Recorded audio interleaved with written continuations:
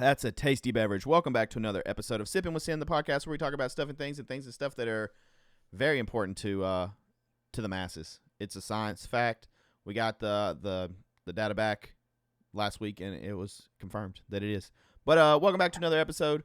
We got stuff to talk about, and yeah, I'm excited. So let's bring in. I don't even know what the hell. I still don't know what you're drinking out of, but let's bring in Christian, drinking out of a huge jug of something. Welcome back, our co-host. How you doing? It's a giant. I mean, it's not that big. It's a water bottle. It holds about 32 ounces of water, which is 4 cups. And it's sweating right now because I had ice in it earlier. You dumped it on yourself. No, I hope not. Hope that doesn't happen because this water is colder than I want right now. That's right. You don't like cold. Anyway, you don't do well with cold. Yeah, I don't. Like I typically if I'm drinking just water, like. Unless it's like the dead of summer, right? I'm typically drinking like room temp water just because that's what I'm used to at this point. It's probably from the band years, man. Water was never cold when we were playing shows. It was always room temp or hot for some reason. I prefer that though for shows. Yeah, I don't know if that makes sense. I mean, that probably doesn't make sense to people who are like, oh, you're sweating and you're hot. Because newsflash, those who've never played a show or been on stage. It is hot as balls on stage. I don't care if it's like 2 degrees outside. You get on stage, it's like a damn sauna, and you're going to sweat your ass off. Yeah, it's deceivingly hot up there, and especially with music like what we were playing, like you are definitely moving around. It's hot. You're yelling. You know what I'm saying? Trying to get the crowd engaged. And if you're, at the time, well, my hair wasn't even this long then, but that was the longest my hair had been at the time. So, I mean, it's a lot of factors that are making it hot. And then I liked to play back then in like button-up shirts. That was like if I didn't have like a really cool band tee that I liked, I really like promoting other local bands. So I would wear their merch while we were playing shows. But if I didn't have that ready to go, then I would wear typically like a button-up shirt. And I would just like unbutton it a little bit so I could get some airflow. And everybody obviously was doing the skinny jeans thing. And I had giant, shoes. I think at the time my shoe of choice was like the DCs, the big skate shoes. And man, it was just a thing back then. But yeah, it was hot and sweaty to say the least. It was hot and sweaty. And I don't even mean like you're sweating. Like the air was thick. Yeah. It felt. Gotta love that sweaty humidity inside of a damn building. We would literally, after our set, your band did this a lot too. Like after the set, you would talk to a couple of people and then just go outside and just breathe. Yeah. That was the only thing you could do. I remember probably one of the most like exhausted and hot I've ever been after a show was one of the first times I did vocals, and it was in the old Rocket Town building. And we were doing main stage. And I remember getting on that stage and just thinking, oh, my God, there's so much room for activities. Like, because everybody wasn't jammed together. And so I had all this room to run around. And my dumb ass ran around and was so active. And I remember people were trying to talk to me after the show. And I was just like telling everybody, just throwing up the one finger, like, give me a second. Like, I had to go, like, for real, sit down and, like, recoup. Because I was just soaking wet and just dead. I was like, Jesus. It was brutal. That's so here's the thing for the listeners and watchers of the video format, like y'all don't understand. What he just explained is exactly what not to do when you're going to play a show, especially if you're doing vocals.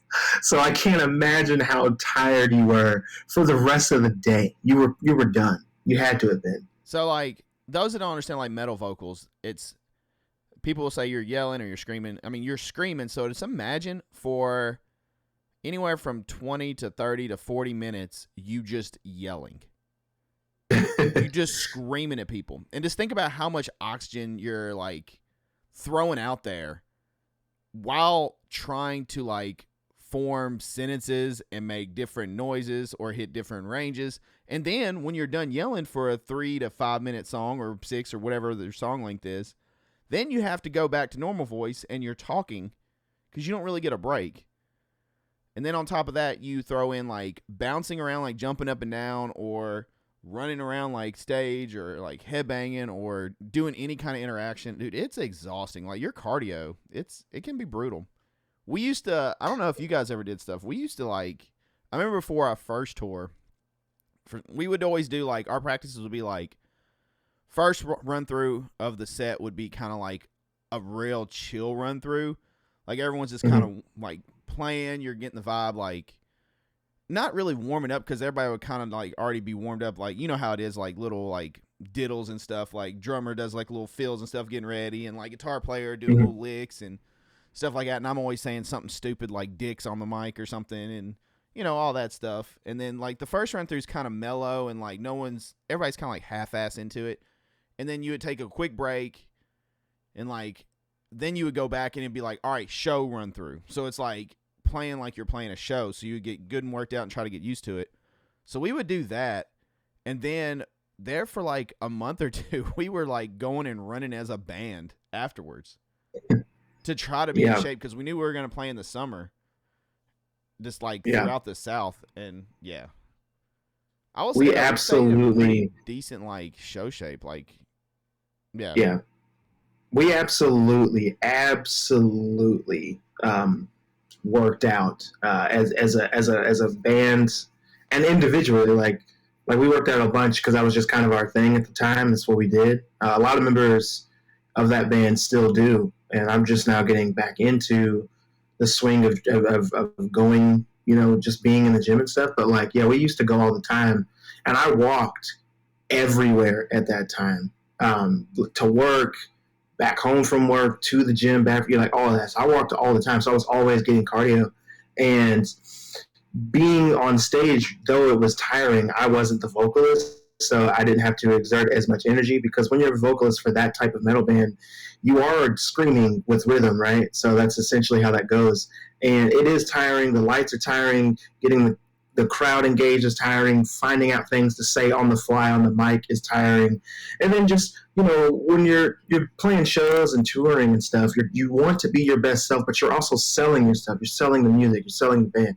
So us here right now talking on the podcast, we're just talking. But when you are at a show, instead of me being like, oh yeah, we play metal, I'm like, yeah, we do this, we do that. Like I'm in it. Like I'm selling everything to the people I'm talking to at all times.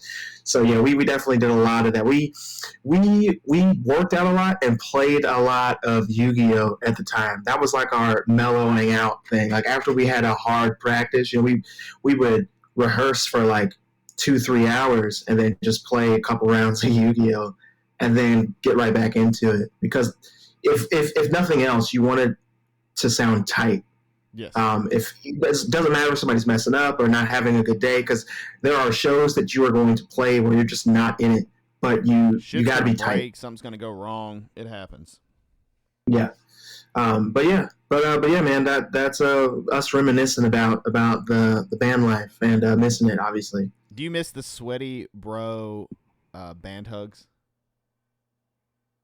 Yes, and no. Talking about, like, you finish the set and like your bro either just played the set like before you or they're about to play, and you give like that bro hug where you're just like, you're happy to see him.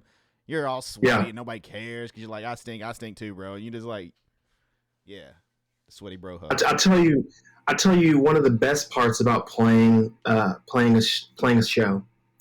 For me, one of the best parts about playing a show was after you play and everybody's congratulating each other and you're talking and you food or whatever. The best part of playing a show was that shower after, that post-show shower. There was nothing like it. Shower, like post-workout shower. Yeah, it was the best. Ours is always, man, that shower is always late as hell though, because by the time we would like leave the show, usually we would have to get food because they always got to eat after a show. And then by the time we like would get back home and like unload equipment or unload the trailer and stuff, damn man, it was always late as hell for us.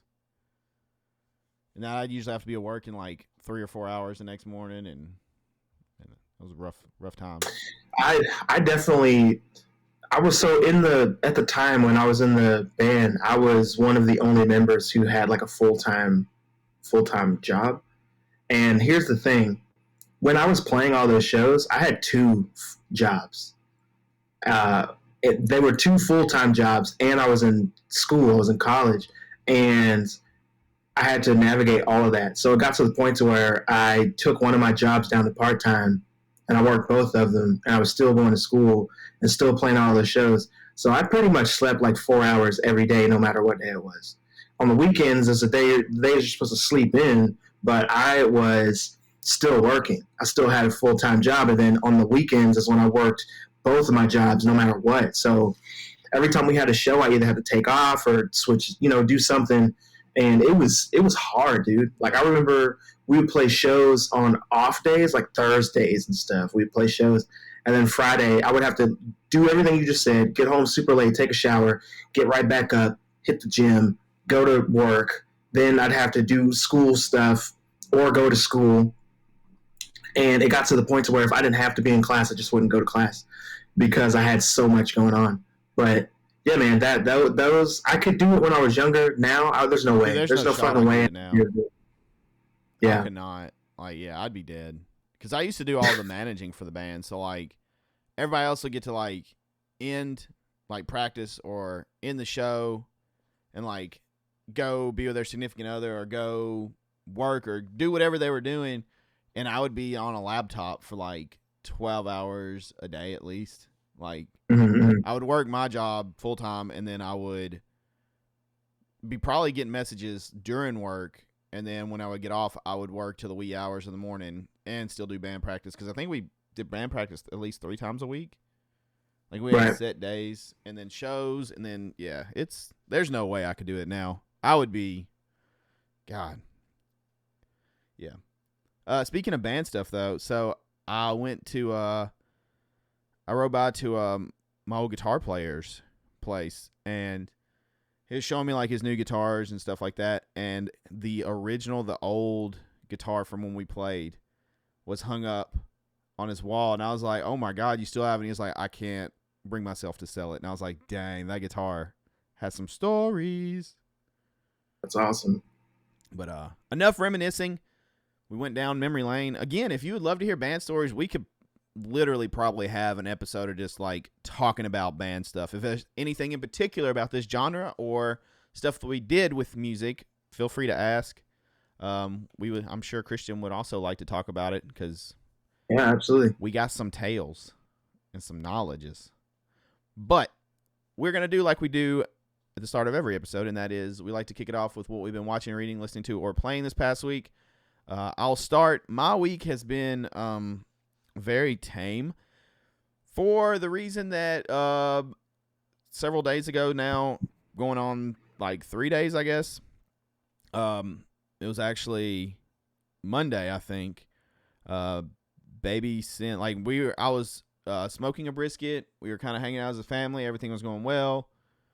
Getting ready for stream, and Baby Sin just like woke up from a nap, like burning up with a fever.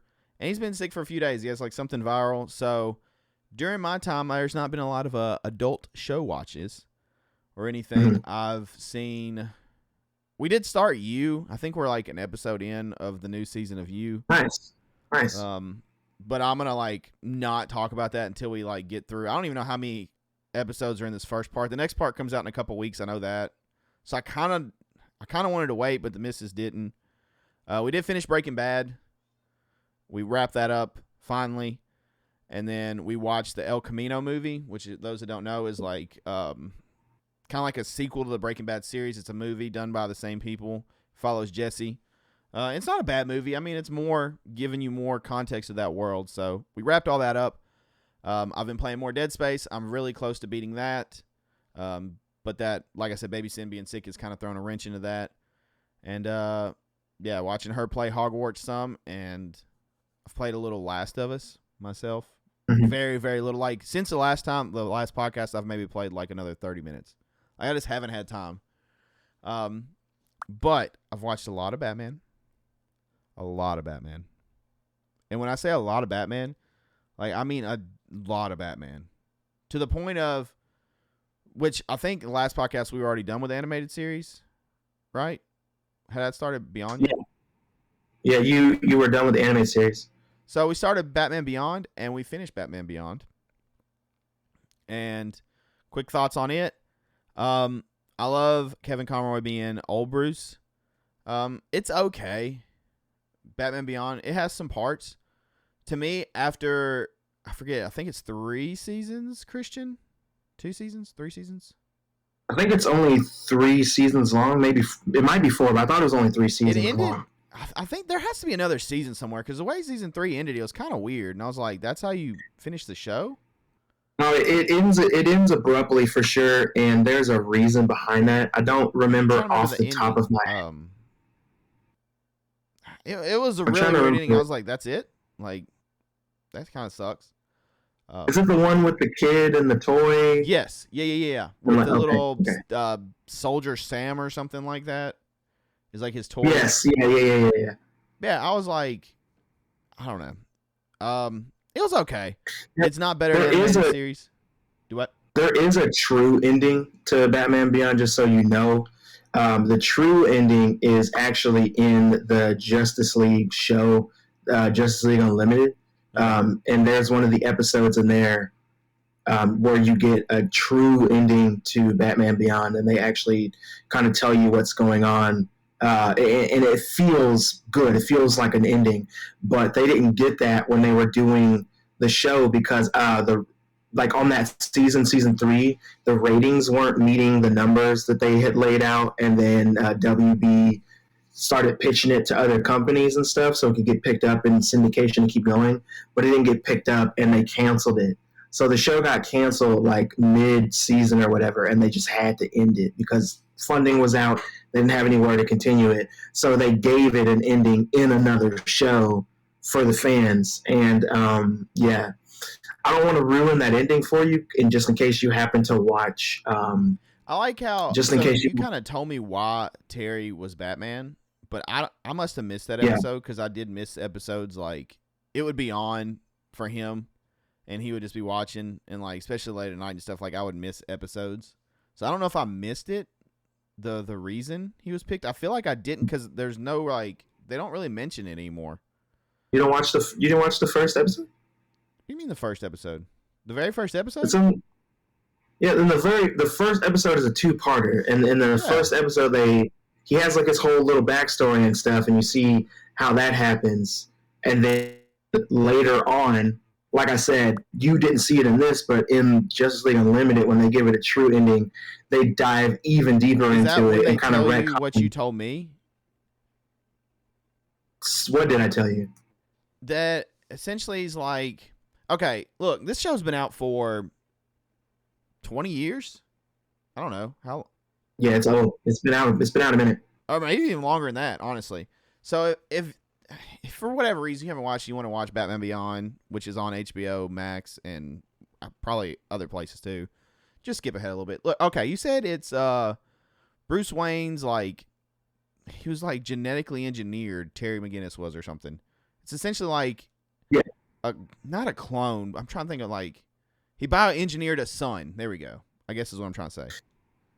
Yeah, I mean, yes, yeah. He. I didn't get that in the show anywhere. The only part I got that, and granted, I could have missed an episode, was he helps the Justice League at one point, and they ask him to be a member, and he's like, "Well, I guess I'm more like Bruce then, or I'm like Bruce in that element, and that I like to work alone." And Superman makes the comment, "You're more like him than you know," and I was like, "That's weird."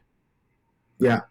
That's the only time. So I don't know what I missed, unless it's in that ending. So, like I said, the ending what I'm talking about is in a Justice League Unlimited episode, and so I can't remember. Miss it in the show. Yeah, no, you didn't miss it in the show. It's like you have the beginning, right, where you see his dad. The show came out in '99, so if you haven't seen it, you're probably not trying to see it. So I'm going to spoil this. But at the beginning of the show, you obviously know that his dad was killed by the Joker's gang, right. And he stumbles upon Bruce Wayne's house when he's running away. Bruce Wayne helps him fight off the Jokers, and he helps Bruce get his medicine. Then he accidentally finds the Batcave, finds out that Bruce was Batman, and steals the newer suit, the Beyond suit, and uses it. Then and that's essentially in a nutshell his backstory, right? But then later on, Amanda Waller tells Terry McGinnis when he's older, like I said, this is in a different show now, tells Terry McGinnis that they used Batman's DNA DNA to make a clone essentially in case Batman died. And it wasn't like a clone; they were trying to replicate what was going on, and they essentially used that DNA to overwrite the DNA from Terry's dad who passed, and they injected that into him and his mom like when before he died or whatever. So technically Terry is Bruce's genetically altered son, and that's kind of how that goes. And like I said, Amanda Waller was a part of that, and she explains that to Terry, and then Terry kind of like accepts that fact. And in that, I'm gonna just keep going because it just makes more sense. Like Waller pretty much concludes to tell him that like Terry's his son. He's not a clone. He's his son, straight up. That's what she tells him. And then, despite all the circumstances of his existence, he chose to be Batman. He wasn't genetically engineered to be Batman. Terry found all of that himself, chose to be Batman himself. So it was meant to be. And then Terry decides that he wants to continue being Batman. And then he also decides that he wants to propose to Dana, his girlfriend from the show. And you see all of that in the episode is called Epilogue. Actually, I remember now. In Justice League Unlimited, there's an episode called Epilogue where they explain this, and they did that, like I said, specifically for the fans of Batman Beyond who didn't get a true ending to the show. Funny you're wearing Batman Beyond colors today too. I just so happened to be wearing Batman Beyond colors. I didn't plan that. It just happened. Right. And seriously. Yeah. Okay. So after we finished Batman Beyond, which, dude, the intro got on my nerves after a while, and I think it got on the missus' nerves. Wow. Like that. I think 2000s, like wanting to be edgy. Damn. Let's do like the Rob Zombie psychedelic dance moves in it. That has triggered. You definitely came in to the show way too late, because had you been watching this in '99 when it came out, like it's good for all of that was. Huh? It's like on par with the times in '99, but you go from the animated series classic intro. You're watching it now in 2023. Had you watched it in 1999 when it came out, you wouldn't feel that way because you wouldn't have watched all of these other things. You're slow on the draw, bro. Like you didn't watch a lot of the animated series is such a good classic intro, and then you go to this and it's like, wow. But did you not watch the show, dog? Like this is what I'm saying. The Batman animated series intro, obviously, it's fucking perfect. Don't mess with it. But like, it's perfect for Bruce Wayne Batman. Terry is not Bruce. Terry is a teenager. He's younger. It's just like if you in high school got a fucking bat suit, you would be think about the shit you were listening to back then. You know what I'm saying? Like that's how it would be. That would be your intro. So, huh? Classical music. Get the hell out of here. I actually did listen to classical music in high school. One of the many things. That wasn't your go-to, though. I mean, how do you know? A little Moonlight Sonata on the weekend, bro? Get the hell out of here. Okay, we're going to, since I got you triggered on that. All right, so we finished that.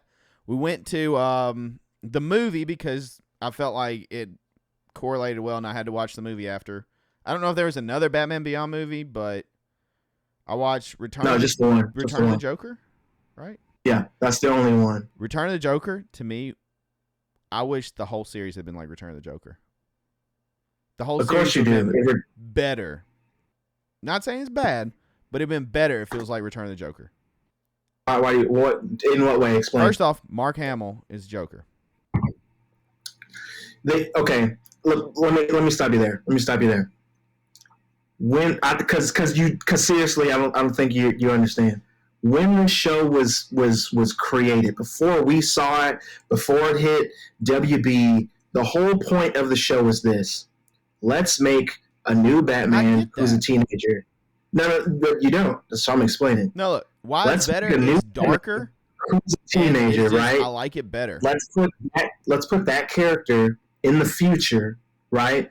And then give him an attitude that's on par with characters like Static, that's on par with characters like Spider-Man. Let's make him quippy because Batman's not quippy, right? So let's do that kind of character. I'm glad we're With talking about that quippy said, because that's going to go into my one of next the thought. one of the things that they couldn't do in the show was continue to bring back old villains because, one, you wouldn't care about the storylines for this new Batman. You would only care how they relate to Bruce from the old Batman. So that's why they didn't want to keep bringing up characters. So when they did bring up characters from the show, you had Raish, which makes sense because of how he is. You had Mr. Freeze, which makes sense because of how he is. You had a super, super, super, super, super old Bane, and he was all fucked up, which makes sense for his character, right? But other than that, they didn't want to keep bringing back old characters. They wanted to make everything new, new enemies, new arch nemesis, right? New girlfriends, new everything. That's why the only characters that you see in the show that are related to Batman in some way, you see Barbara Gordon, right? Barbara Gordon's married to some fucking dude we never heard of before, we never seen before, the mayor of the town or the city or whatever. Brand new everything. They didn't bring back Dick Grayson. They didn't bring back Tim Drake. Nobody, because they wanted you to be invested in Terry and what he was doing and the characters that he was going to meet, not all the old stuff. So when they did Return of the Joker, the point of that was to give the fans who were watching it at the time a little taste of what was past, which was something like the Joker. If you're going to tell a story about an old Batman villain because he's too fucking old to be Batman and fight anymore, who better to bring back than the Joker? He's like the best Batman villain that there is. So like bring him back. We done triggered you. Huh? We done like triggered you already. Look, it's not necessarily just a Joker. It's the fact that it's a darker episode. The movie's a lot darker because you dive into Tim Drake and like losing his mind and all the shit that happens, and it's just better to me. Like, I wish all the episodes were like that. Is it better because it's darker, or is it better because it's characters that you know? Darker. So if you took Tim Drake out, if you took the Joker out, but it was still a really dark story, would you still like it? Yeah. Okay, so with what you just said, you're telling me that you like the show Batman Beyond because a lot of the episodes were dark as shit. Like, there's an episode where you find out the origin of his dog Max, who was a stray and got picked up by this asshole who was fighting dogs and then started injecting dogs with splicing dogs or whatever to make them bigger and stronger, and was making the dog Max fight so he could eat and shit. And then Bruce just happened upon him and kept him. Like, shit in the show is dark. There's an episode where there's a little girl who has the psychic ability that's high school shit in it too, though, and like, oh, let's go to a club, and yeah, Terry's been fighting crime all night, but instead of sleeping, I'm gonna go dance in a club with my girl and be falling asleep and talking to other girls. There's a lot of stuff like that, which I get doing appearances and all, but I don't know. Well, you like okay, I understand. I get it now. You prefer, and this makes sense for both of us. You prefer heroes or heroic characters that are grown, because if this were a Spider-Man show, that wouldn't be a complaint because Spider-Man typically starts out in high school. Yeah. So nobody complains about Spider-Man when he's doing high school shit. I guess so. You think about it, like Bruce Wayne is he's a playboy. We all know that. He's a grown ass man with grown ass man problems. And I feel like it's a little more. Granted, it's a comic, and I know the fan base and all that for the most part, it's like younger is what generally comics go for, but it's more of an adult-ish style for like animated series to me. Because you got grown Bruce and like all this stuff. And then Beyond, obviously, Terry McGinnis is, I don't even know how old he's supposed to be in it. I know he's in high school. I think it's high school. He's probably 16, 17. Or is it college? I know he's in school. He's in college. He's in high school. Okay, he's absolutely in high school. But it's like that. It's not a bad show. And I like that Kevin Conroy's in it to have that Bruce Wayne like guidance. It had good episodes. It did not What top. was your favorite episode? Well, I don't know off the top of my head. Do you know how Come much on, Batman man. I've watched in the last like week? Not as much as I've watched. Oh, in the last week? Oh yeah. I mean, that's pretty much my entire personality is watching Batman shit. In the last That's week, all that's this all other you've watched is all this Batman. horror stuff. I'm saying all in the this small horror period. and Last of Us, video games. That shit's for fun. Batman is life. You watch Batman 24/7. If I could, I would. If I could, I would. I damn near have since he's been sick. That's what I'm saying. Like I've consumed so much content in a tiny period that I'm starting to think I'm Batman, and I'm debating on putting a bat signal on my house. So if you took out Old Man Bruce, who's your favorite character? Ugh. Can I say Ace? You can say Ace. He's a character. Ooh, that's a good one. Damn. I mean, Terry's pretty cool in parts. It just, I don't know. You're having such a hard time. I am having a very hard time. So Terry's not your Batman, is what you're telling me. No. And that's no offense to him. Like, the show's not bad. I've definitely seen worse. And, I mean, we went through it. I just like the movie for some reason. I think Last question. Maybe you're right. Like, the Dick Grayson stuff, I thought that was a cool twist. Or not Dick Grayson, excuse me, Tim Drake. I thought that was cool. Yeah. I actually really liked how he looked as a little kid Joker. He looked freaking awesome. Yeah, I like Joker's death in that, too. Did you see the unrated version or the edited version? I saw whatever's on HBO. That's the unrated version. That's the one where Tim shoots him, right? Yes. Okay. So when that movie came out, they actually edited the movie and they edited that whole scene out. It was different. So instead of Tim shooting him, what happens is Tim pushes Joker into some cables and he gets wet and gets electrocuted to death. Weak. They change it. That's weak. Huh? That's weak. Yeah, they changed it for kids, so they edited that scene out. And then in Batman Mask of the Phantasm, when Batman's getting chased by the cops and like he's getting his ass beat and like fire and explosions and shit, and then Andreas shows up and he gets in the car and they drive off. Like in that scene, they take out all of the blood because they can't show Batman bleeding. So yeah, they edited the shit out of that movie. All right. Well, I'm gonna get, since you're gonna make a whole episode about Batman Beyond. We're getting off Batman Beyond now. It was not bad, not better than animated series. And if you say it's better than animated series, I'm disowning you. I would never say that. Okay, that's all. Asinine. You don't have to defend it. All right. So then, I've watched most of Batman vs. Robin today, actually, with him, and that was actually pretty dope. I liked it.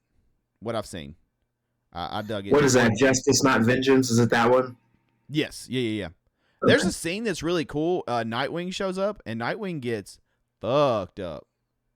Like, they're fighting in Wayne Manor, and he gets, like, spears through his arms and legs, and he's, like, bleeding everywhere. Oh, you mean when the owls attack or the talons attack? What do they call them, talons or something? Yeah. Is it talons? Yeah, they're called talons. It was pretty dope. Also, fun fact for the Last of Us fans, Troy Baker's actually in that. He's lieutenant of the Court of Owls or something.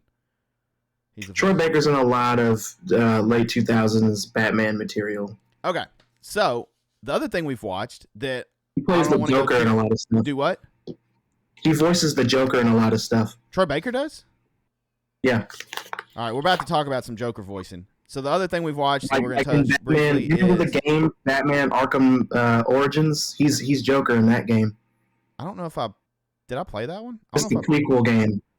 Yeah, I don't know if I played that one. I think I haven't. I don't know that I played it.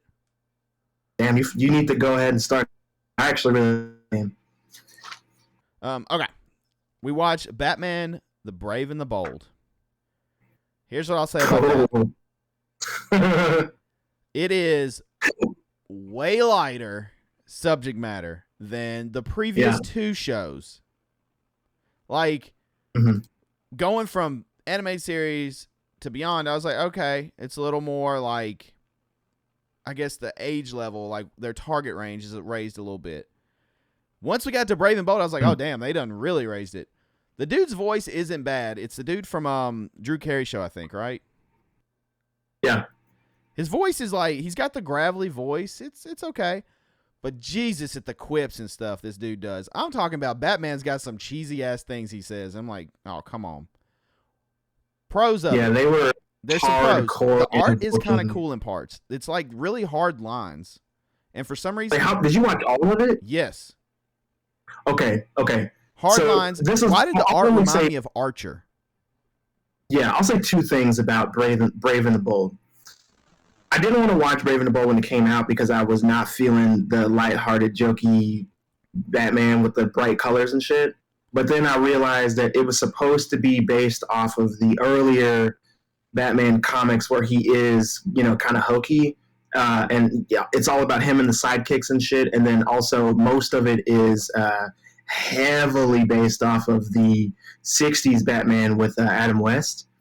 And Adam West is even in episodes as Thomas Wayne, I'm pretty sure. Yeah. And Grey Ghost, I want to say. But aside from that, because that was the one thing that I wanted to say. And then the other thing was, every episode that has Owlman in it, I was all in. All in. That's one of the best things it has going for it is the fact there's so many DC characters in it. There's a ton of DC characters, which was really cool. I actually really liked that and enjoyed that part of it. There was even a couple dark episodes for like kid material. I was like, damn, this got dark quick. There's an episode where what is it? Bruce dies and as a dead man comes in. Is it? I think maybe.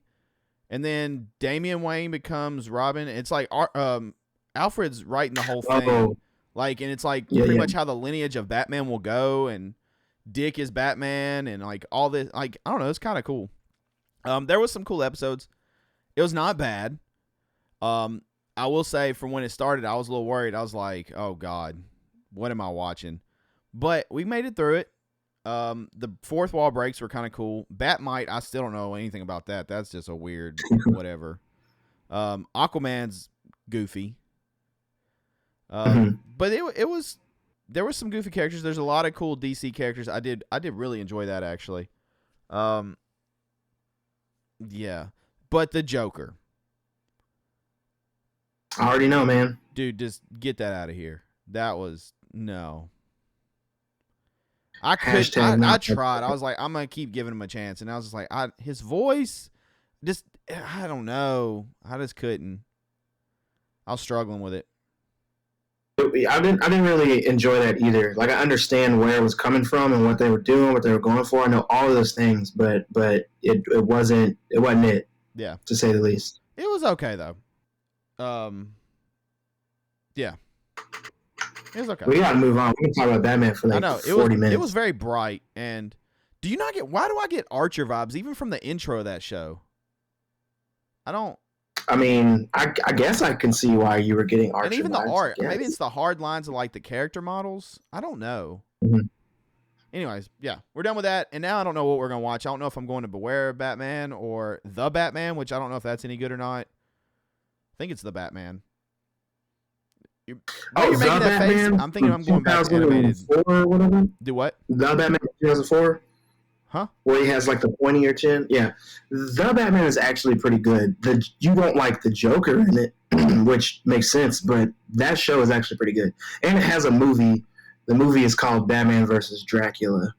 And that movie is actually pretty fucking dark. Okay. I mean, I'll watch that. I mean, that sounds... Yeah, it's kind of dark, bro. Like Dracula fucks some people up. All right, and those counting, if you want to know, and this is since the last episode, that's a lot of damn episodes of Batman that I've watched in a week. Let me ask you this. No, I'm not going to ask you nothing else. We got to move on. What's the question? No more questions. What's the question? Question is, how many of those episodes did you watch start to finish? A lot. Look, here's what happens. We'll go on a binge, and we'll be like 4 or 5 episodes down, and I'm just like, all right, I need a Batman break, like legit. Turn the bat signal off. I need a break. Let me turn something else on for a minute. And this boy will go from like, all right, I'm done watching Batman for now. I'm playing, and you're like, he ain't even paying attention, so I'm good. As soon as that app closes, it's like a little signal goes off in his brain, and he snaps his head to the TV, and he's like, points. Like he's pointing for the damn bat signal. And I'm like, come on. She tried to trick him yesterday, and she turned on Teen Titans and was like, look, it's Batman. I was like, that boy knows better. Ain't no damn Batman in this. There's Robin. He laughed at the intro and then was like looking at her like, "This ain't no damn Batman," and started pointing the screen like, "You turn Batman on." Like he knows. Look, I think this is the best problem. It's not a problem for me. Like if this were my house, it'd be like, I could be watching like an awful show that I'm just like wanting to smash my head in the door. I'm watching Batman, so I'm not complaining. But like there comes a time where I need to uninject this Batman from my veins for a minute because I need to breathe. Batman is the cure. Because it's all running together. I'm going to be caught up. I'm going to have like I told somebody, I was like, he's going to be a damn like historian of Batman if he keeps on at this rate.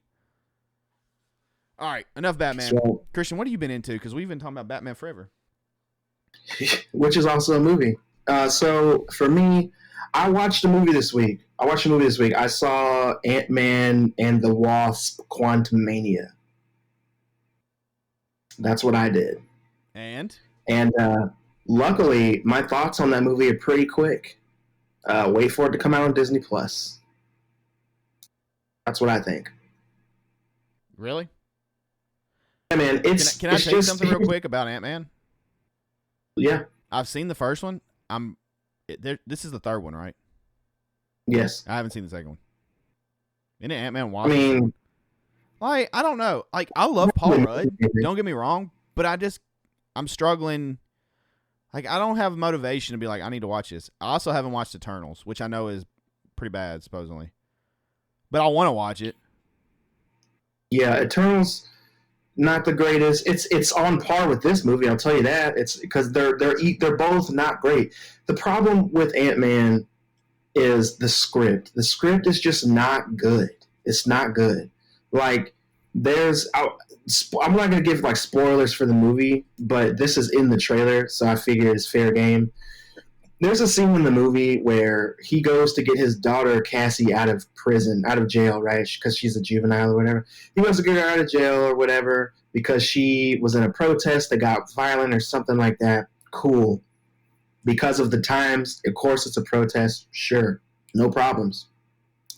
The issue is they go home and have a family dinner after this, and at the family dinner, Scott finds out that everybody knows that Cassie's been in jail a couple of times at this point, and he's the only one that doesn't know. And I'm like, that was when I was immediately out of the movie. I was like, hold on. You mean to tell me that the actual parent of this child is the only person that doesn't know that she's been to jail, and all of you guys have known that she's been to jail a couple of times, and you just keep bailing her out and not telling her actual parent? Fuck that. I was completely out of the movie right there. That just didn't make any sense. And this is also in the trailer, but like she's like creating a device to communicate with the quantum realm, right? And Janet, the Wasp, her mom, right? Janet Van Dyne shows up and it's just like, you're communicating with the quantum realm? Turn that machine off right now. And then that's when all of the fuckery show happens, like literally right after that is when it all happens. Like, it's immediate. They're like, hey, I made this device to communicate with the quantum realm. What? You're communicating with the quantum realm? Yeah, turn it off. Bam, now we got a movie. The stuff has started now. And it's just like, the convenience of the plot really gets me. And then MODOK in the movie, like, I'm sure you'll hear this forever, so I don't want to like dwell on it too much. But MODOK was a complete joke character. He wasn't MODOK. I've seen a picture of him, and I don't know if it's real or not, but it looked awful. It's real. It's 100% Is it really? real. Oh, that sucks. Yeah. He looks like the villain from Spy Kids, the first one. I've never seen Spy Kids. Well, just literally, you don't have to see it. Just Google it. It's Someone terrible. posted a picture, and I was like, ooh, I hope that's like some Photoshop something. Nah, it's it. I'm sure, because Disney always does this with their movies, and like whether you catch it or not, that's the point. But like they typically release a movie and then they still edit it while the movie's in theaters. So by the time it's second, third week out in theaters, the CGI is vastly improved, and when it goes to Disney Plus, you get the improved version. They even did that with WandaVision, where they redid some of the graphics and then re-uploaded the episode to Disney Plus. It's the same shit. You just have better CGI. And like that's an issue for me because they keep getting away with it. So I just felt like Jesse Pinkman from Breaking Bad. You can't keep getting away with this. Like that's what I felt like, legit. Because this movie just wasn't. The writing was really bad. Kang was cool. I did like Kang. I did like Jonathan Majors. I want to see him be Kang more, which I already know is going to happen. But like it's different versions of Kang and all that stuff. So the resolution of this movie, I'm feeling like everything was just too convenient and happy, I guess, is what I'm getting at. I just didn't enjoy it. Like I wanted to, I wasn't expecting to like the movie. I was expecting to enjoy it, and it wasn't enjoyable. I think if this movie was like an hour and a half, maybe it would have been better, but it just wasn't a great time at the movie. So if anybody out there who's listening to me talk right now, if you haven't paid to go see Ant-Man, don't pay to go see it. Wait for it to come into Disney Plus. Or if you have some kind of movie pass or AMC A-list or whatever where you can just go see a movie when you want to, then sure, do that if you want. But, like, is it worth going to the theater and spending your gas money and doing all that? Like, no, it's not. Okay. All right. Aside from that, this week I played more Mass Effect. I have been playing less just because I had more, shit to do in real life. But I am officially on the last level of Mass Effect, and once I beat that, obviously I'm done with the games, and I will start with Dead Space. So I'm hoping to finish Mass Effect tonight, as of the time it's recording, and then immediately start on Dead Space. But other than that, that's what I've been doing for the week. We rewatched the Flash trailer just because I don't think the missus was paying attention during the Super Bowl, like being around family and like talking. And she was like, I don't know. I was like, actually, I'm not going to lie. It looked good. And the fact that it looked good kind of explains why they haven't pulled the plug on it. Like, amongst, like, also they had already shot it and they had done all the stuff. Like, a lot of money's already been invested. But I was like, with all the issues, kind of explains it. And so when we rewatched it, I don't know if I rewatched the same one that I watched on the Super Bowl, honestly. Because I saw stuff. There was stuff that I didn't two of them. remember. The one that you saw during the game was the TV spot trailer, and the trailer that's available online is the full trailer. So there's two different ones. It was good though. I saw a lot of stuff. One thing, I don't know why I knew Affleck was in it, but I had forgot. And then when I saw him, I was like, oh damn, he's back. But is Affleck driving the motorcycle? Yeah. Because I swear for a brief moment, I was like, that's Christian Bale? I was like, there is no way I'm about to get 3 Batmans in this movie. Like, I got excited. Because, it could be like the, I say Spider-Verse. Damn, what am I trying to say? The Spider-Man movie. Yeah. Like, technically with Flash and, like, being able to do that.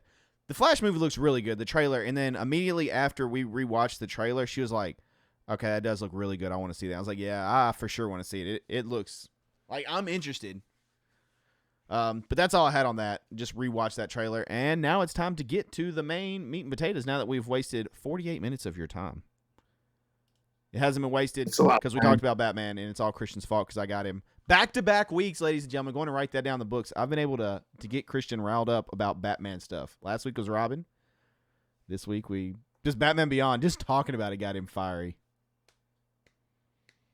Damn, Christian. You don't have to get so upset about it. It's okay.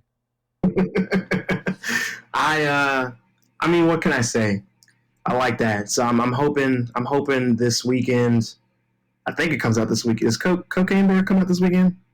I want to watch that. That looks hilarious.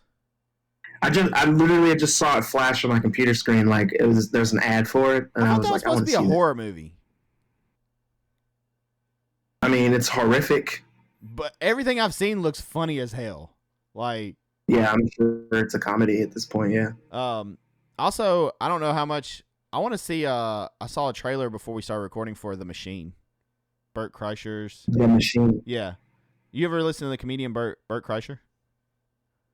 I don't think so. Essentially, he was like in college, at like Florida State, and they did some kind of trip for some school thing to like Russia, and he was known for partying back then. Like drinking and stuff, and he somehow unknowingly got in like the Russian mob or something while on this trip.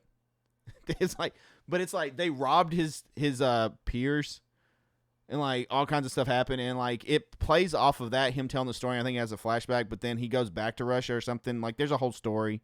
Mark Hamill's his dad in it, which looks funny because Nice. yeah, it looked pretty funny. Oh, is that the movie where in the trailer he like throws up on somebody? Hell, I don't know. Like I think I've seen that. I think I saw the trailer for that where he It just come out today, I think. He meets some girl and she is man, I can't remember. I did see this trailer because the red band version of the trailer released like a week ago, and I did see that. Chris, don't be making up stuff. All right, let's talk about Last of Us. Last of Us, episode 6, right? We're on 6? Yeah, 6. Yep. First off, I'm going to say when you get going, there is a lot of stuff in this. Look, man, I got hella notes. It got to the point to where I just stopped writing stuff because I was like, I'm sure we'll just talk about it. So I'll go through what I have, and I'm going to kind of speed through it because we waste a lot of time. But I didn't write down everything because, like you said, there was a lot, and there were a lot of changes too. So I didn't write everything down, but I got enough. One big change right away we can say, you do not spend the time in Jackson in the first game, which season 1 is modeled after, that you do in the show. You spend time, and I believe it's the dam, which you see in the show, but it is the dam. Yeah, Jackson is really explored and like flushed out in part 2. There you go, and then we'll let Christian get into it. Yeah, sure. Essentially, when it starts off, the episode starts off, it's recapping us, but not like a typical recap. We just literally relive the scenes of the last episode, the end of it. So we see, what's going on with Henry and Sam, just to get us fully depressed, so that when we go into the show, the show does a time skip for 3 months later. I will say in the game, we don't get a 3 months later tag. It just says fall. So we know that it is the fall in the game, but in the show, 3 months later, very ambiguous. And we're in Wyoming at this point. They've made it to Wyoming. They've been walking on foot this whole time. We see a man in winter gear and a bow and arrow killing some rabbits. We also see a deer strung up, which is a nod to the games because in the games, Ellie is hunting a deer with a bow and arrow and meets the character David, who is not in the show, at least yet. Then we see that the guy that we were following, his name is Marlon, and his wife, I think his wife's name was Florence. I may have wrote that down wrong. Okay. But I think it's Marlon and Florence, and I found that from the credits. I don't think they said it in the show. I just quickly looked at it in the credits. But anyway, Marlon and Florence, they live in this cabin that's in the middle of fucking nowhere. We find out that Marlon moved them out there way before the pandemic started, so they don't know a lot about what's going on in the world. They know about the infected, but they don't know about the fireflies like at all. And there's a little funny scene where she's like, "There's firefly people?"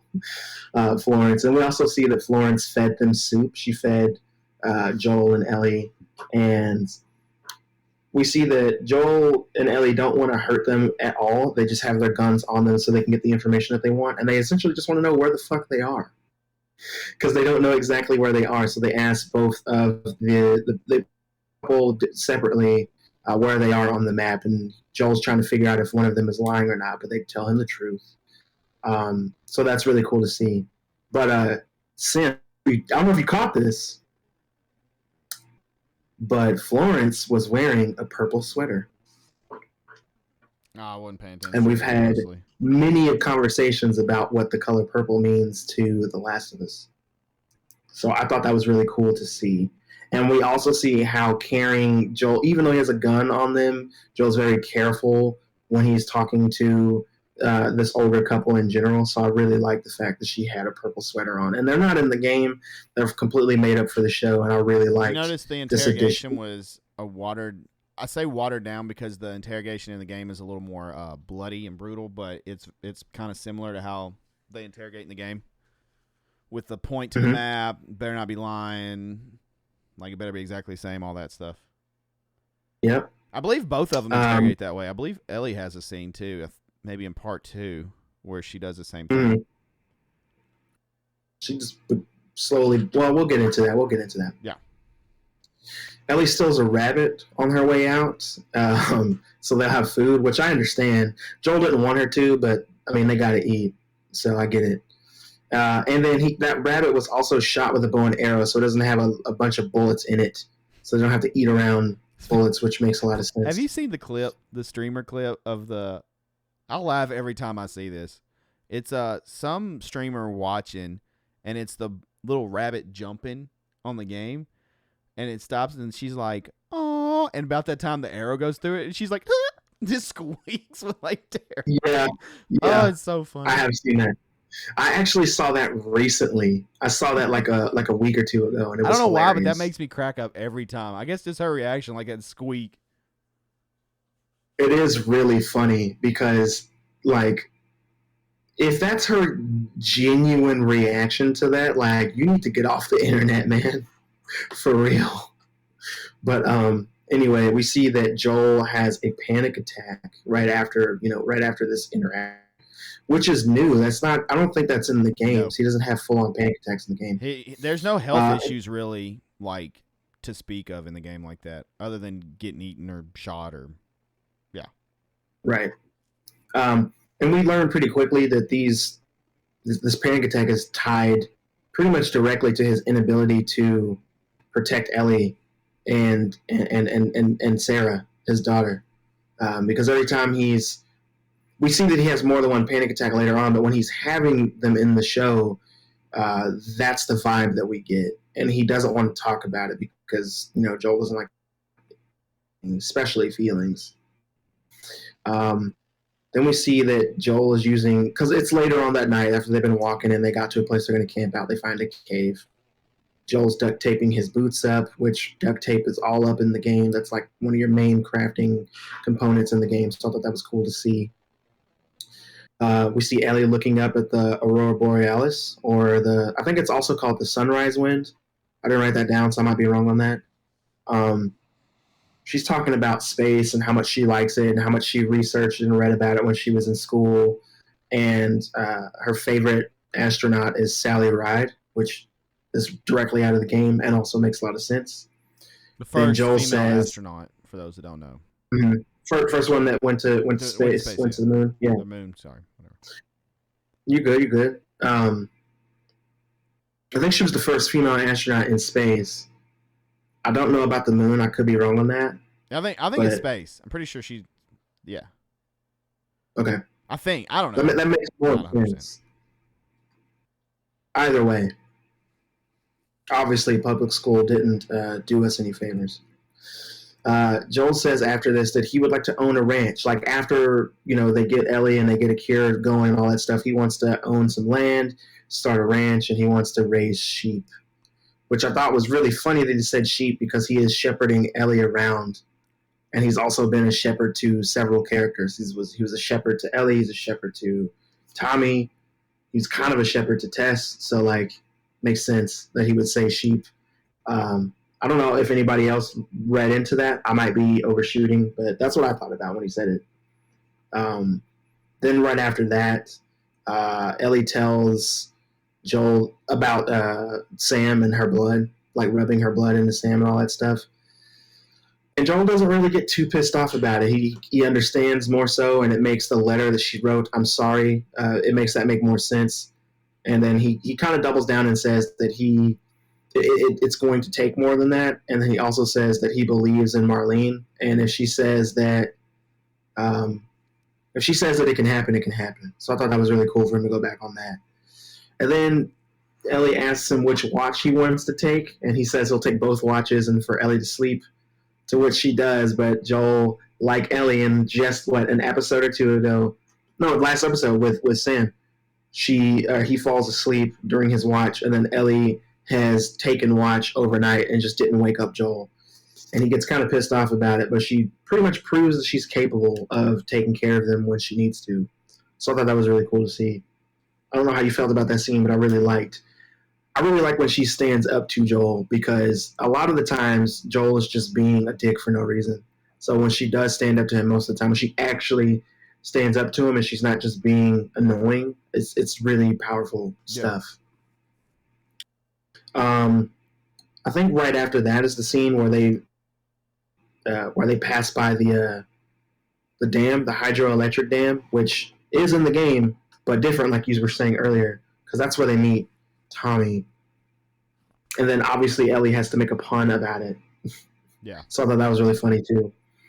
And then we venture to Jackson, but they get stopped by a group of masked people on horseback with a dog that can sniff out infection in people, which I thought was really weird. That dog is specifically trained to sniff out infections. Or is it just bullshit to scare them into saying it? I think it's bullshit later, because when they start talking later to Tommy and he tells them that they do a lot though that the hunters and all have, so I don't. They may just be more to sniff out the scent of the people than, I don't know. It's probably bullshit. I think it's bullshit. I read online that it could be because the infection's been in her blood for so many months that it doesn't show up, it doesn't register anymore. But like, I think that's kind of a stretch, to be honest. I think it's too much. I just think that it was bullshit to begin with. It just makes more sense if the dog is just scare tactic, sniffing on people.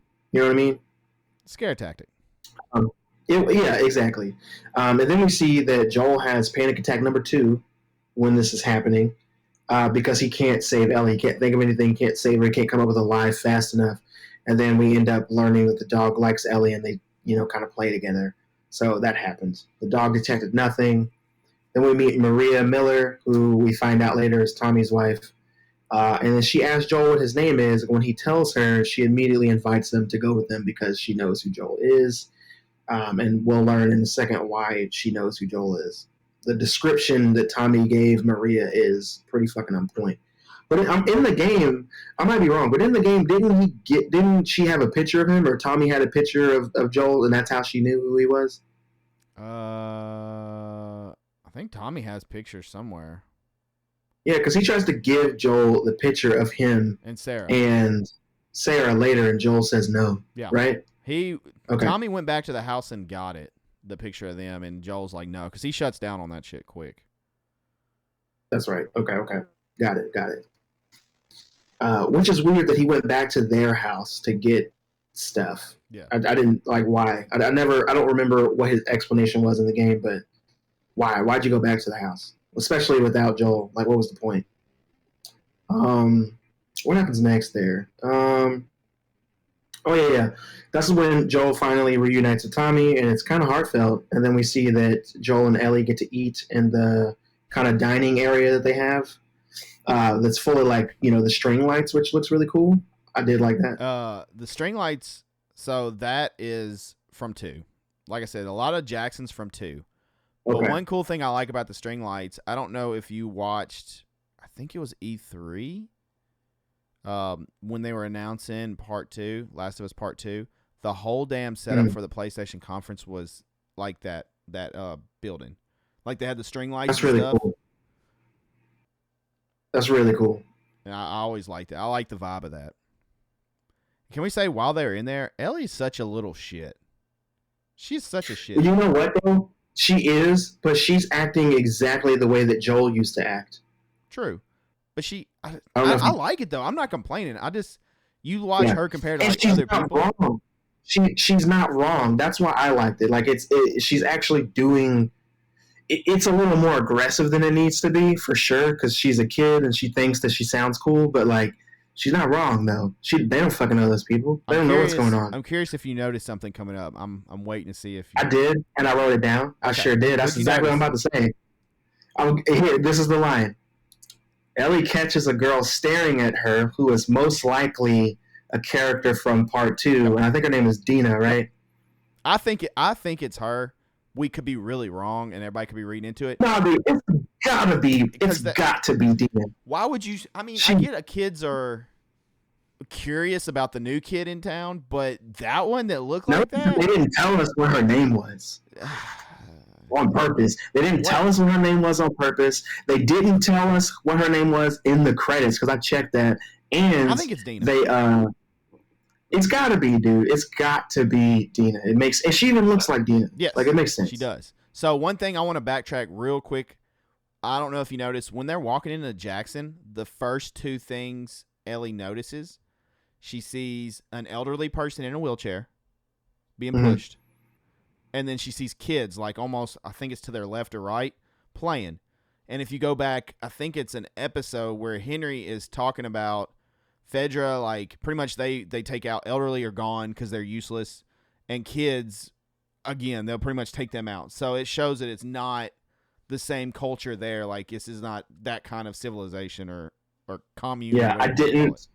I noticed her looking at those things, but I didn't put together why, because I was looking at all the Easter eggs, so that makes sense.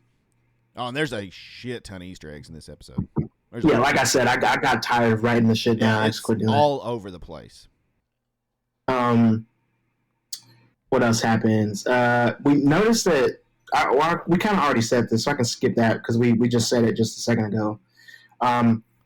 Joel finds out that Tommy and Maria are married, and he is not fucking happy about it, which, like, he didn't give a damn. He had the sourest look on his face, and then even Ellie was like, say congrats, Joel. and he says congrats finally, but it's, like, really fucking bitter. And, I mean, we get it because we know how much Joel misses his old family and stuff, but, yeah. Ugh. Anyway, moving on. Oh yeah, Ellie meets a young horse conveniently named Shimmer, which is the the baby version of Shimmer from, part 2 in the game. Wow, I'm pretty sure everybody caught that though. Joel and Tommy grab a drink while Ellie goes to their new place to shower. And Joel noticed that Tommy isn't, I said this, I was thinking this when we first saw Tommy, but Joel pretty much calls him out and says, man, you haven't aged a day, or you haven't aged at all. And going through the episode, you can tell that Tommy hasn't aged much because he's not stressing out at all like Joel is. There's no stress. He's not constantly fighting for his life every fucking day. He's not sneaking in and out of the Fedra facility. He's not doing any of the stuff that Joel is doing right now. He's not trying to protect a kid. Nothing. He's not traveling at all in this infected land. He's not having to deal with a lot of raiders. Like, he's living essentially his best life right now. And we'll talk about that here in a second because I wrote some more notes down in just a minute. But Joel lies about Tess and Ellie, like what's going on with them. And then Tommy lets him know that the base that they're looking for, the Fedra base, is a week's ride south. And I'm really glad I don't live in this time because I don't know where the fuck south is. I'm going to be honest with you. I'd be fucked. I'm like, so you'd be like, I swear. It's a week south. And I'd be like, okay, so which way is that? Where? Just point me. Give me landmarks. Where is it? Is it left of the river or no? Like, that's what I would have to do.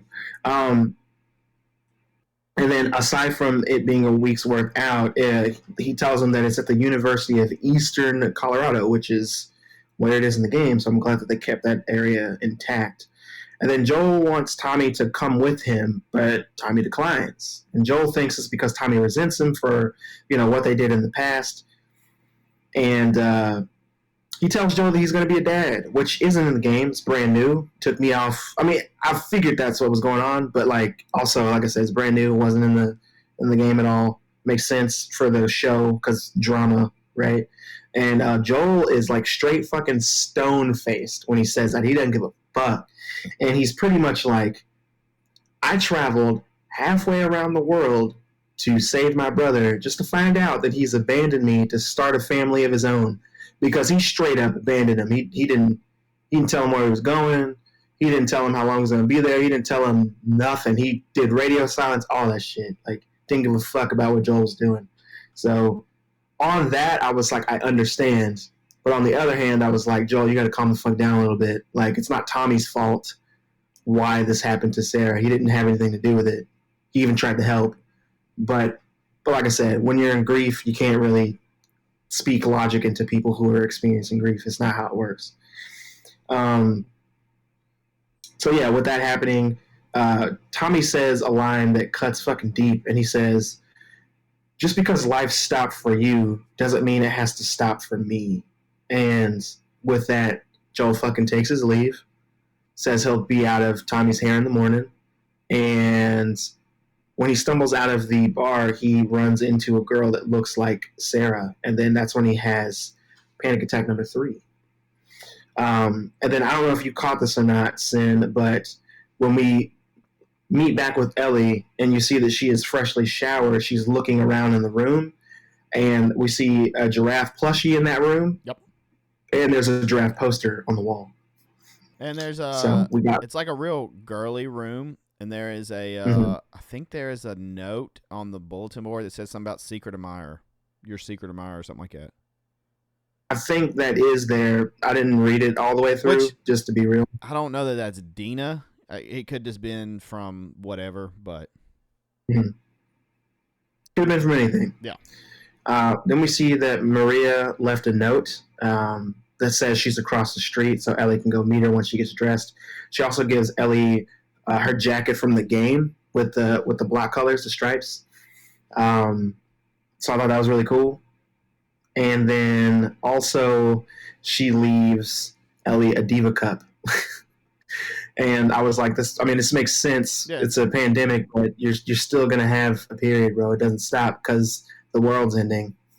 So I thought that was cool. They added it in the show. Like the practicality. What'd you say? Attention to detail and the practicality stuff that's like you don't think about, but you're like, damn, that's I mean, that's true. Like, yeah, because Ellie doesn't know how to use it. She's like playing with it, and then that's the second time they like, without telling us, they just show us about how it is to be Ellie in this world. So Ellie found tampons in an earlier episode. Yep. And then, or was it last episode? No, that's like episode 3. It was episode 3. 4? It was 3. 3? Was it 3? Yeah. It was 3? It was 3. You're right. That's when they were siphoning gas. So yeah, it was episode 3, and then we have the Diva Cup in this episode. So just letting us know more and more so that like we haven't forgotten about this. This is in the show. They just don't explicitly talk about it, but they definitely show it. So I get that, and I actually appreciate that it's here. It makes a lot of sense because that's something that I think about with all these shows. Like anytime I see a period piece, like that's not what I mean. Is if I'm watching a show from like way back in the day, and then I watch shows like this where it's pandemic, post-apocalyptic times. I'm like, how are people brushing their teeth and keeping their teeth white? How are they bathing? How are you taking care of periods and stuff? How are you having babies? Like all that stuff. I'm thinking hygiene about. stuff. Yeah, general hygiene. Like how are you taking care of that? Because everybody's breaths just smell like absolute rotting garbage at this point. But moving on, we can talk about that more later. I'm trying to get through this. So talk about that more later. Let's Ellie sees.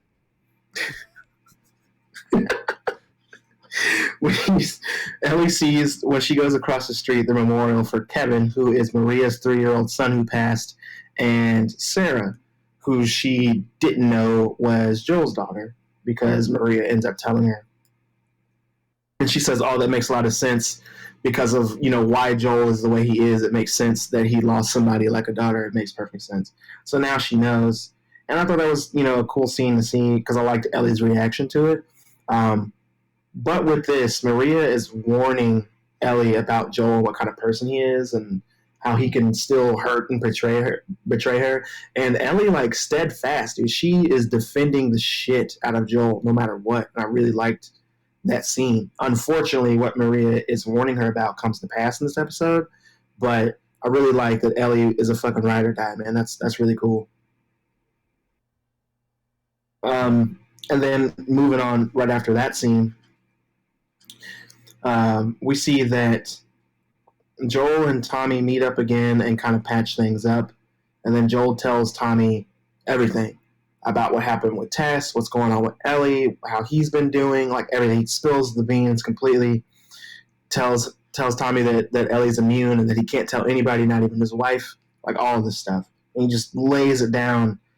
This is the first time in the show that we've seen Joel be completely vulnerable and cry even. Like we haven't seen that since episode 1. So it was very emotional. It was very heavy. It took a toll on me in general, just like seeing this character finally just be a human. Like, it was really cool to see that. But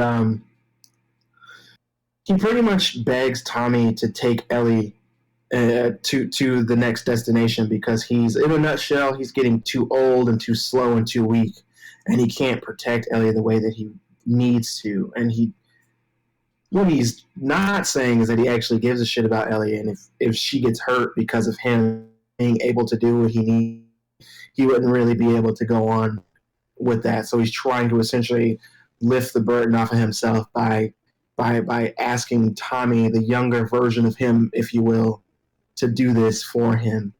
And Tommy reluctantly agrees and says that he'll take Ellie out in the morning and finish up the plan. And then on his way home, he goes to talk to Ellie about this, but Ellie already fucking knows because she was listening in on the conversation.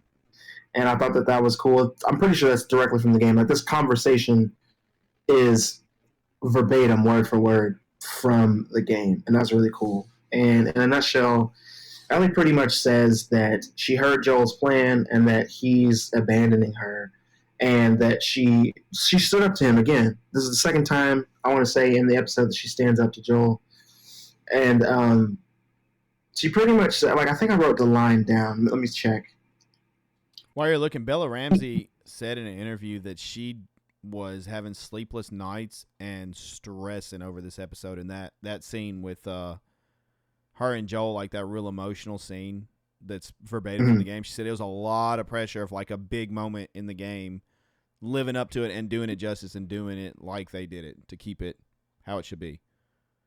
Yeah, and they did. They did a fantastic job. She tells Joel that she's not Sarah. He pretty much tells her to shut the fuck up. And he goes off on her. You're not my daughter. I'm not your dad. In the morning, you're gone. Blah blah blah. Like he turns on her essentially. He's a dick for no reason because he's trying to rip the Band-Aid off because he already likes Ellie. He already has feelings for her as a father figure. It's too late. So he's thinking, if I just deal with this now, it'll go away and I'll be able to do what I need to do, which obviously isn't the case. And Ellie pretty much says, like, everybody that I've ever known has either died or abandoned me, and I just defended you earlier today about this same thing, and you're abandoning me, which is really sad, man. It sucks. But that next morning, Tommy comes for Ellie, and she's ready to go. And when they get to the stables, they see that Joel is waiting, and he says that he was going to steal a horse and leave, which I thought was hilarious. But he couldn't leave yet. He just hung out and waited around. And then he talks to Ellie and tells her that he never really gave her a choice. So now he wants to give her a choice. He still thinks that Tommy should be the one because he's younger and faster and all that stuff. But she immediately chooses Joel without hesitation. And I liked that. And they immediately make up. It's like, the damage is done. We're over it. Let's move on. And then we get a little montage of them traveling to where they need to go. And it's cute as fuck, bro. Like, there's no other way to say it. It's cute as fuck. Rifle like she wanted earlier in the episode to hunt and stuff like that. Mm-hmm. He divulges to her that he doesn't actually want to be a rancher of sheep. He wants to sing. And then she says that you have to sing for me. And then he's like, also from he's pretty much like, you're gonna laugh. And she's like, no, I won't laugh. He says, you're already laughing. And he says, she's like, I'm gonna save the fucking world, man. You owe me. So he tells her that he'll sing for her because it's fair. Late when they get back after the mission, that he'll sing for her. So I thought that was really cute. And this is the first time we heard about this in the show, because in the game, him singing and playing guitar and loving music is very integral to the plot. So I was wondering when they were going to bring it up, if at all, and they finally did. So there we go. How did you feel about them bringing it up this late into the show? I'm glad they brought it up. I mean, I feel like whenever they finally do where he plays guitar and sings his song, that is synonymous with like the game, it's going to be good. It's going to be really impactful. Absolutely. I forgot to say that he's also, aside from teaching her how to shoot and all that, he's also teaching her about football. Yeah, he was. Because they're talking about, and that's directly from those lines or from the game. You get 10 yards. That's the first down. So like, yeah, he's teaching her about football and all that stuff. And I thought that was really cute. And then when they get to their destination, they see those roaming monkeys directly from the game, and there's no fireflies at this university. I'm going to speed this up a little bit more just because I know I'm getting pressed for time, but they don't see any fireflies. This place is completely vacant. It doesn't look good for them, and they find a packing list, which lets Joel know if there's a packing list, people are gone. Like, you don't have a packing list for no reason. They find a corkboard with a bunch of pins pointing to Salt Lake City, Utah, which is I'm pretty sure that's the area from the game, correct? Yep. Yeah, okay. So yeah, they go to Utah, or they know that the people are now moved to Utah, which is kind of a far trip for them, but that's where they need to get to. And then Joel spots a group of raiders outside. So they try to escape.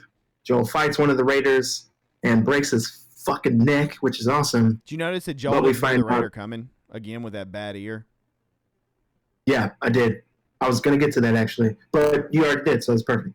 But yeah, like he said earlier in the episode, he's too slow, too deaf, too old to do what he needs to do. So he ended up getting stabbed by a broken wooden baseball bat, which would suck. Can you imagine that, dude? That would be awful. And then he pulled it out like a dumbass.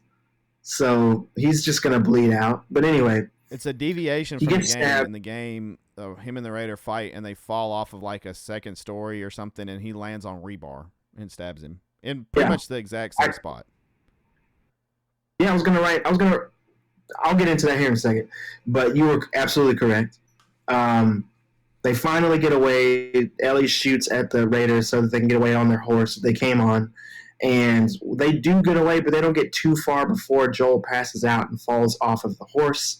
And then the episode ends, if you caught it, with the same exact song from episode 1, the Depeche Mode song. I don't know what it's called. Yep. But it's the 80s song. And then we know from episode 1 that 80s means trouble. Yep. So I thought that was a really cool touch. And the episode ends with Ellie pretty much saying, "Please don't fucking leave me. I don't know how to do this without you." And Joel just being passed out. So cliffhanger for sure. Pretty close to the game what Ellie says when he falls off the horse from like blood loss. I think it's pretty similar. Yeah. This episode has a lot of deviation, but the lines that they say are so similar to the game. Most of them are word for word from the game. So I really, really like it. Those are little things that we talk about each episode that we love as fans of the source material. So keep that happening. I hope they continue that into season 2. Even though we're not done with season 1, I just want them to continue. The next episode's about to be in your feels, so get ready out there, listeners. Man, so I don't know. I'm kind of wondering if it will be the whole flashback, the whole episode, or if it's going to be so how it goes in the game without going into what's going to happen. Essentially, Joel falls off the horse. Ellie drags him to safety in like a building. And then she is trying to get stuff to help him and like take care of him while he's recovering. Like she's trying to patch him up and like get him back. But during this time, she has a flashback, which will be pretty vital in knowing more about Ellie. For those that haven't played the game, you don't know. I don't want to spoil it. But it's a really good flashback that's going to show you quite a bit about Ellie. I don't know if they're going to do that with the pieces. But during this time, that's when you said the guy's name earlier. Now I'm drawing a blank. She runs into David. Isn't that when she runs into David? Yeah, because she's hunting for rabbit, actually. Okay. When does the restaurant scene happen? She's hunting a deer. She's hunting a deer and runs into David. Is the restaurant scene during this time too? I don't remember that. So, do you know what I'm talking about by the restaurant scene? It's a boss fight where I always got the impression during this that the dude was trying to do stuff to Ellie. That's exactly what's happening. He's a motherfucker. Okay, dude. Yeah. The dude's a piece of shit, and he's obviously going to kill her, but he has other intentions. If you can read between the lines, is what I got playing through it. It's very assaulty, is what we could see. Because that part always kind of, yeah.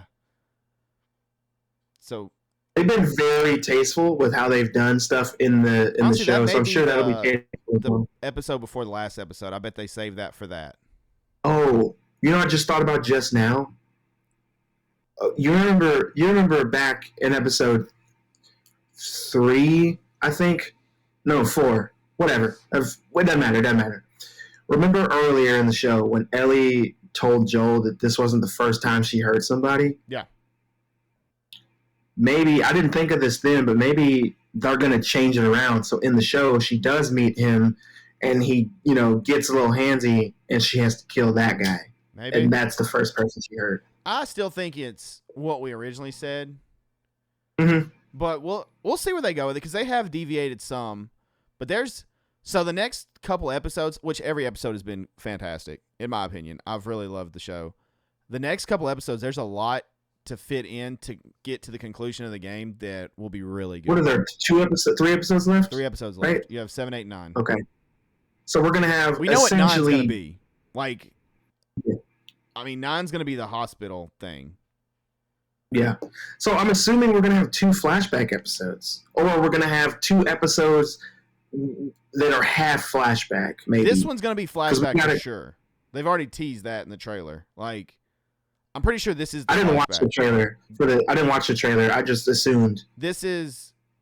So it showed the mall without saying too much. Okay.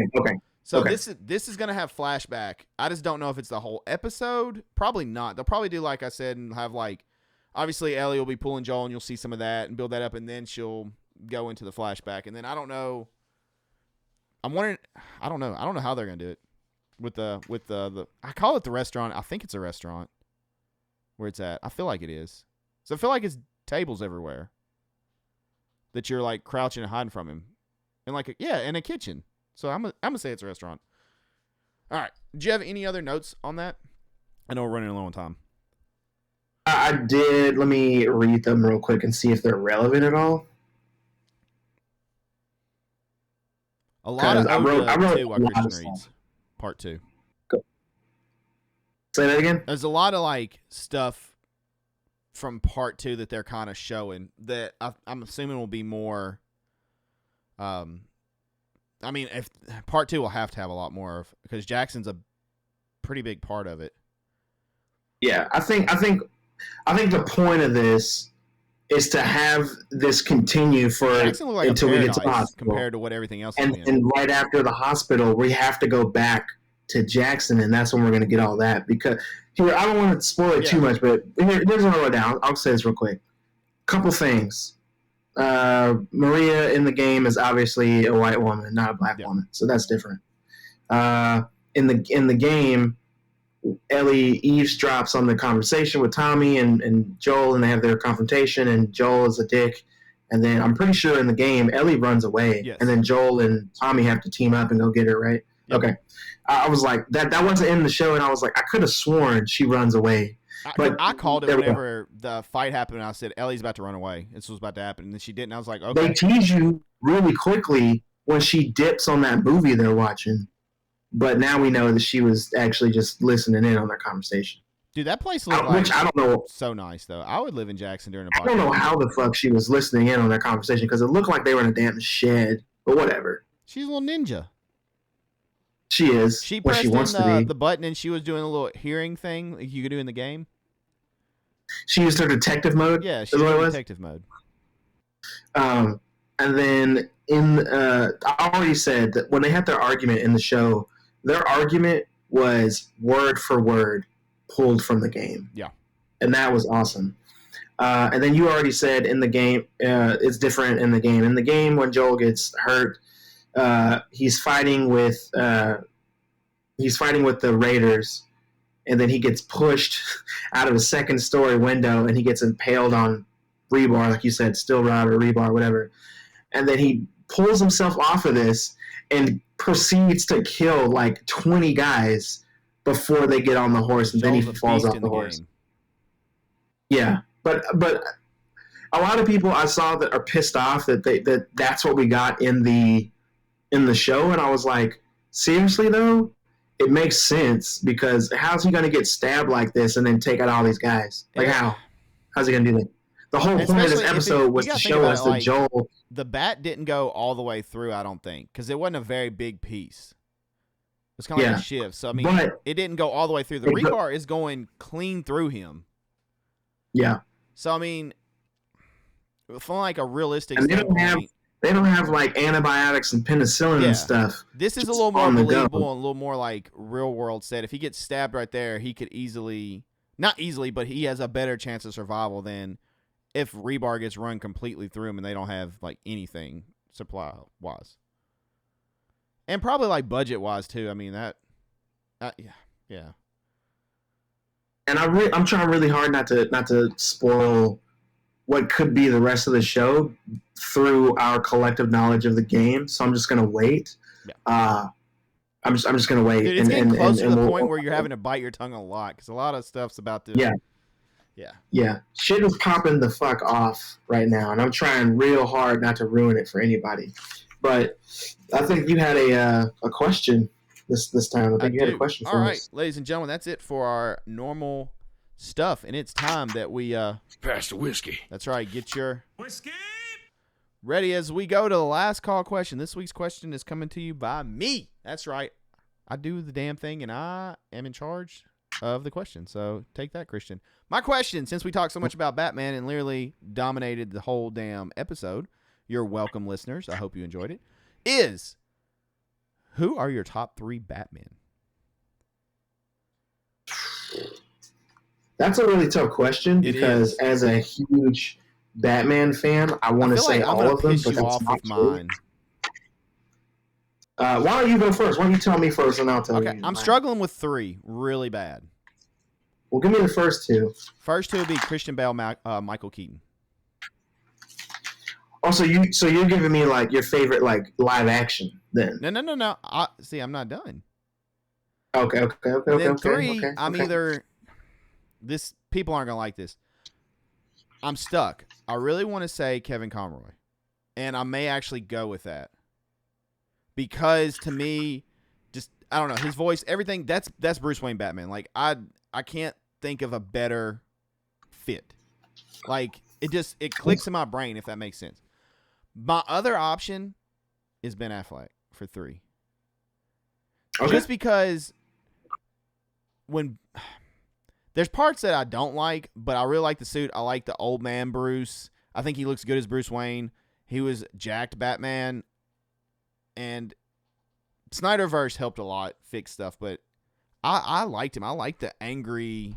You mean the Snyder Cut? Snyder Cut, yeah, excuse me. Sorry. Snyderverse is what people are trying to save. Apologies. But yeah, I liked him as that. I'm sorry, Clooney and Kilmer, and yeah, they're not in my top 3. Fair.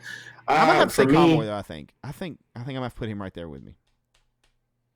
So for me, number 1 right off the bat, number 1 is definitely Kevin Conroy. Kevin Conroy is the first Batman that I got into as a kid. The first one. It was because of him that I got to see the 89 movie with my second favorite Batman, which is Michael Keaton. Okay. So if it wasn't for Kevin Conroy, I wouldn't know about any of the other ones. So Kevin Conroy is number 1, Keaton's number 2, and number 3.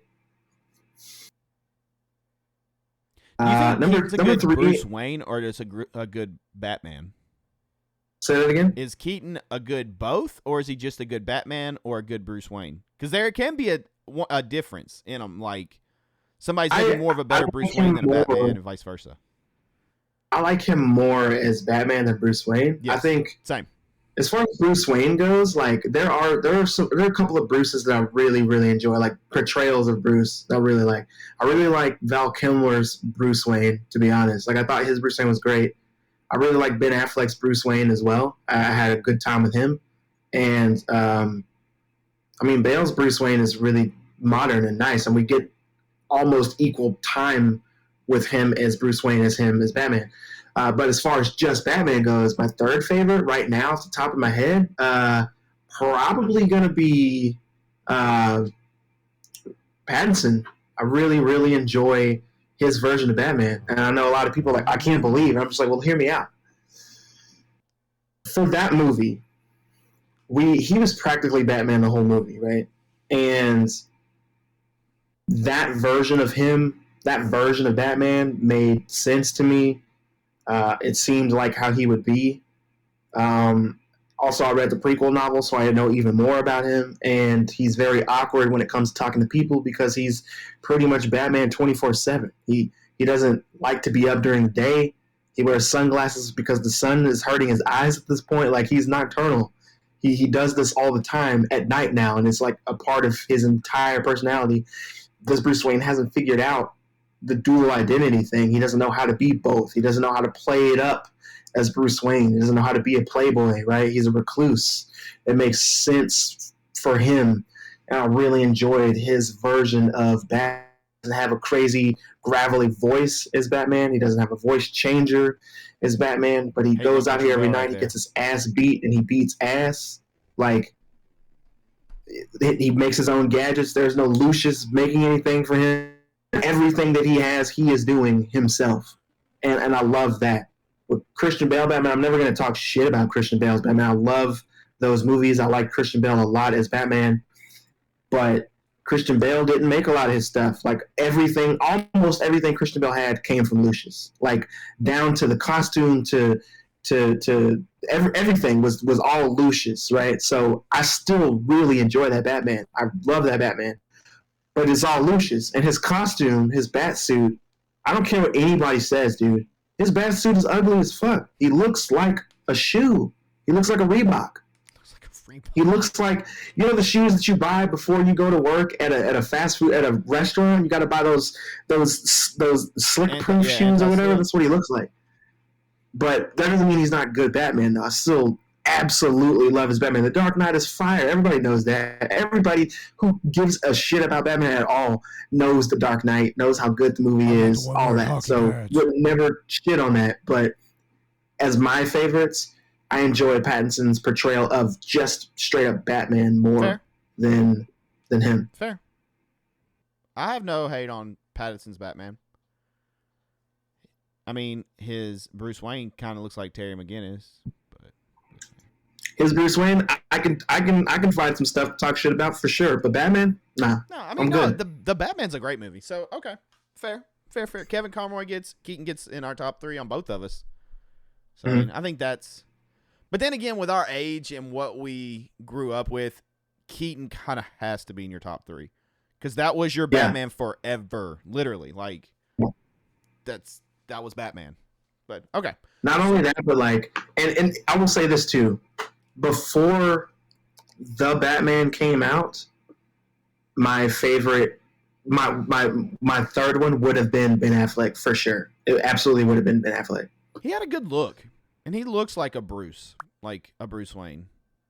And then he put on muscle for it, so I thought he did a good job. Put on a lot of muscle. Yeah, a lot of muscle. He worked out for a year before doing the movie. He was big. I liked. There was a lot I did like. I know he caught a lot of shit, but I actually really did like Affleck. I loved it. I was into it. I mean, I wasn't necessarily behind him just fucking capping people left and right, you know, but I still really liked it. I mean, sometimes you gotta, you know. All right, but that's going to do it for this episode, ladies and gentlemen. I appreciate you all listening. If you'd like your question to be featured on the last call, join our Gilded server, gilded.gg/Sinister Pack. In the application put from the podcast, there's a whole section dedicated just to the podcast itself. So, yeah, drop your question there, and you can get it featured on an episode. You can also hit us up on the social media sites over on Twitter, Instagram, TikTok, and Facebook at Sippin With Sin, SIPPIM with Sin. DM us over there. Follow us, all that good stuff. Send us a DM with your last call question. That's another way to get it featured. You can find me on my personal socials at IamSinister TV on Twitter and Instagram. You also find me live streaming on twitch.tv/IamSinisterTV, Facebook.com/IamSinisterTV, and TikTok at IamSinisterTV. So, yeah, you can find me over there. Hit me up. New episodes go live every Wednesday, 8 a.m. Central on Apple, Google, Spotify, Overcast, Anchor.fm, and more. 8 a.m. every Wednesday. Rate 5-star, subscribe, follow, all that good stuff. Share it with a friend. Keep spreading the word. You can find the video version on my personal YouTube, youtube.com/IamSinister, every Wednesday, 8 a.m. Also, be sure to subscribe over there. Give it a thumbs up. Comment. Talk to us. Check out the video version for those that like the video versions. One thing I want to throw out real quick. I'm not sure. Ads may be going away. So if you listen to this and you hear an ad on here, they may be going away. Something we may do and we want to throw out there. Let us know if you're still listening to this point. You're a real one and you are a big supporter, so we appreciate you. An hour and 40 in, still listening. But subscriptions, we may have the option to drop subscriptions. Would you like to support the podcast and subscribe to it? If so, we can enable subscriptions, I believe. I'm not sure. I need to look more into it, but if that is something that you guys out there and gals may be interested in, definitely let us know, and we'll talk about it more and see what's up. But Christian, where can the lovely folks find you? You guys can find me on the socials at Horrorverse Pod on all the socials. You can also find me at Venom Inc. on Instagram. And on TikTok, you guys can find me at just my name, Christian Vinson. That's Venson, all one word. I'm going to start dropping more and more movie reviews. So if you see a review you like, hit me up in the comments and tell me what you would like me to review next. Those reviews are pretty quick and simple, so easy to watch. Nice. Heck yeah. All right, ladies and gentlemen, well, that's it for this episode. Thanks for listening. It was a little bit of a longer one. We apologize. I mean, Batman dictated that, so blame Christian. We got him all riled up 2 weeks in a row. But that's it. You don't have to go home, but you got to get the hell up out of here. See you guys next week. Christian, shut her down. Thank you guys so much for tuning in to yet another episode of Sipping With Sin. Be sure to leave a 5-star review, smash that like button, and leave your comments in the recommendation below. But with that said, guys, say those 3 words with me. Those 3 words we say every episode. Go ahead and say them with me. Don't get gutted. See you guys next week.